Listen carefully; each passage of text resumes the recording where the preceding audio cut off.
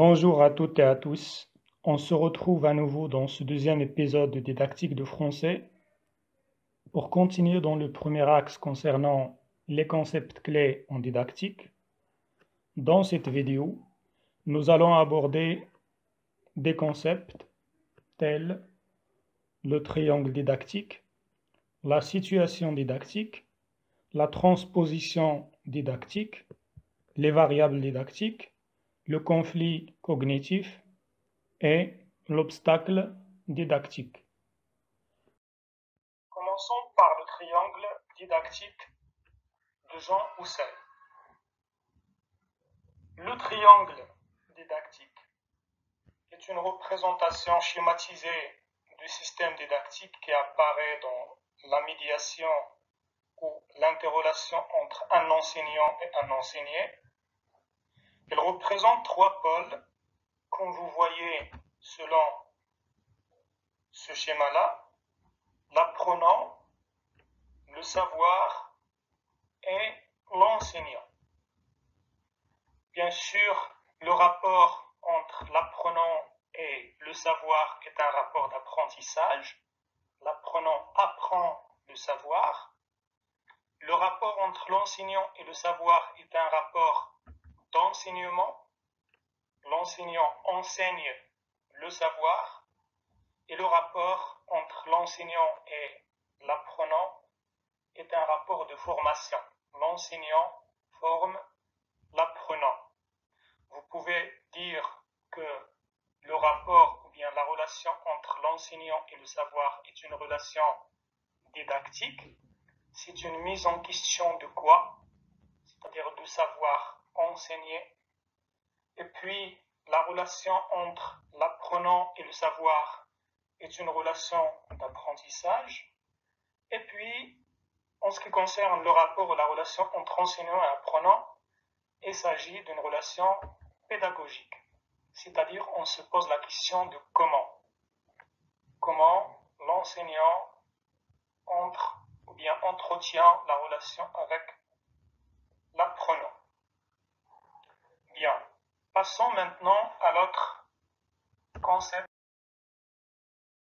qui est celui de la planification et la programmation didactique.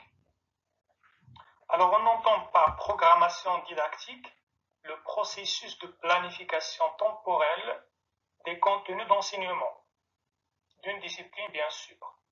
Dans son sens large, la programmation didactique est consubstantielle au système d'enseignement et constitue un des traits importants de la forme scolaire, qui envisage la découverte progressive de contenus d'enseignement dans le cursus scolaire.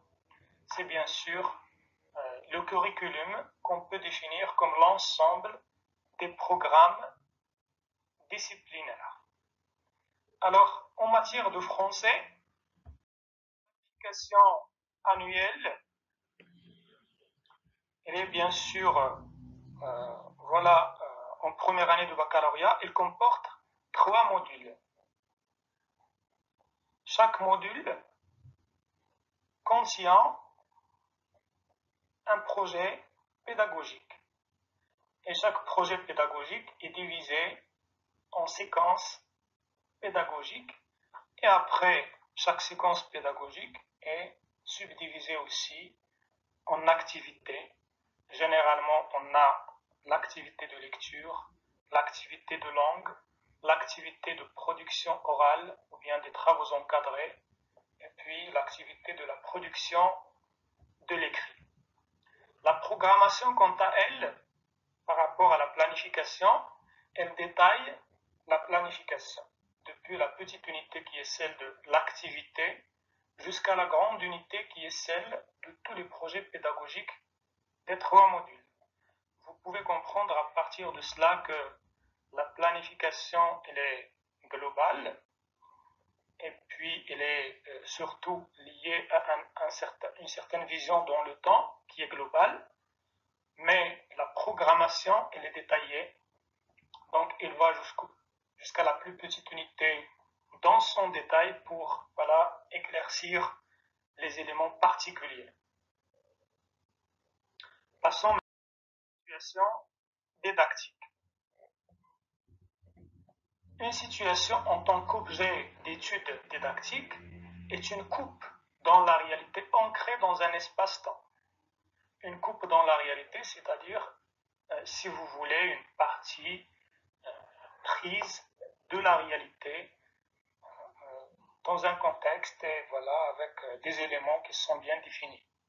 Les situations didactiques sont des situations qui servent à enseigner et l'environnement de l'élève est un outil mis en œuvre et manipulé par l'enseignant.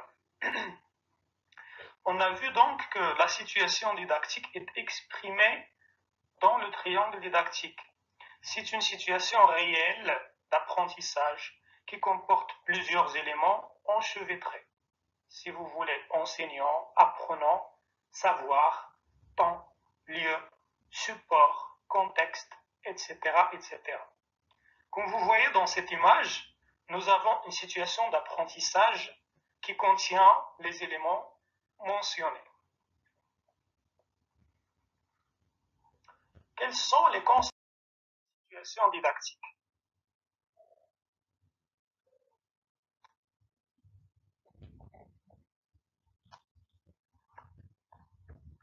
Alors, nous avons le contexte. Là, on peut parler de temps, de lieu, de cadre dans lequel s'inscrit l'apprentissage. Nous avons aussi le support. C'est l'ensemble des éléments matériels qui sont présentés à l'élève. Texte écrit, illustration, photo, support audiovisuel. Et nous avons la consigne, l'ensemble des instructions de travail qui sont données à l'apprenant de façon explicite. Bien sûr, se basant sur un objectif prédéfini, l'apprentissage est suscité par des instructions qui déterminent ce qu'il faut faire. Vous avez ici un exemple des trois éléments ou bien des trois constituants d'une situation didactique. En ce qui concerne le contexte, on peut parler d'une activité orale pour les élèves de première année du baccalauréat au lycée X, la salle Y, d'une heure à 16 heures par exemple. Normalement, j'ai voulu écrire ici de 15 heures à 16 heures, portant sur les nouvelles technologies. Pour le support, on peut choisir une vidéo, voilà, qui traite des nouvelles technologies. Et pour la consigne, il est question d'exprimer oralement son point de vue sur les avantages et les inconvénients des nouvelles technologies en partant de la vidéo. Bien. L'autre concept est la transposition didactique. Alors la transposition didactique est un ensemble d'opérations permettant une reconstruction scolaire d'un savoir savant, c'est-à-dire un savoir de référence, et se décompose en étapes et en processus préalables à la structuration d'une séquence de cours. Alors comme vous pouvez le constater à partir de ce schéma que vous voyez, la transposition didactique est ce processus qui part de savoir savant, passant par le savoir à enseigner, puis le savoir enseigné pour arriver au savoir acquis. L'enseignant est un acteur fondamental dans ce processus, bien sûr. Il est censé savoir ce qu'il doit enseigner en fonction du niveau des élèves. Et là aussi, vous avez un autre exemple, une transposition didactique d'un cours qui porte sur la métaphore. Alors, comme savoir savant, on peut imaginer tous les éléments qui peuvent voilà, renvoyer à la métaphore, tous les savoirs académiques, toutes les manifestations. On peut parler de la métaphore in absentia, la métaphore in presentia, la métaphore filée, toutes les manifestations et les exemples, là on peut trouver des métaphores. Pour le savoir à enseigner, on peut enseigner, selon bien sûr le niveau des élèves, la métaphore in presentia, puisque la métaphore in presentia, elle est trop claire, ou bien elle est plus claire qu'une métaphore in absentia. Elle contient à la fois le comparé et le comparant en présence. Voilà, donc on peut envisager à enseigner la métaphore in presentia selon ou bien en fonction du niveau des élèves. Le savoir enseigné, c'est la réalisation de ce qui a été programmé, c'est-à-dire métaphore in presentia. Et puis vous avez le savoir acquis, c'est-à-dire est-ce que les élèves se sont appropriés ce savoir qui a été enseigné par l'apprenant, par l'enseignant plutôt, ou non. Après, les variables didactiques. À partir de qualificatifs variables, qui est employé ici comme substantif, vous pouvez comprendre bien évidemment qu'il s'agit des éléments qui changent ou que l'on peut modifier.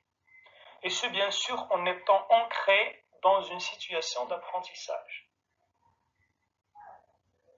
Ceci dit, les variables didactiques sont des éléments modifiables que l'enseignant peut changer, modifier afin de simplifier ou bien de complexifier une situation d'apprentissage. Les actions de l'enseignant stimulent des réactions différentes des apprenants. Les variables sont très nombreuses. On peut parler de l'espace comme variable didactique, on peut parler du temps, on peut parler des supports, on peut parler des techniques d'animation, etc., etc. Toujours avec un exemple. Si nous avons une activité de langue dans laquelle nous avons prévu d'accorder des minutes aux apprenants pour faire un exercice, et que ces derniers n'arrivent pas à le faire pendant ce temps, nous avons la possibilité d'y intervenir pour apporter les modifications nécessaires. Et l'on est de même pour les autres variables de l'espace, des techniques, des supports ou autres qui varient selon les situations didactiques. Maintenant, cognitif.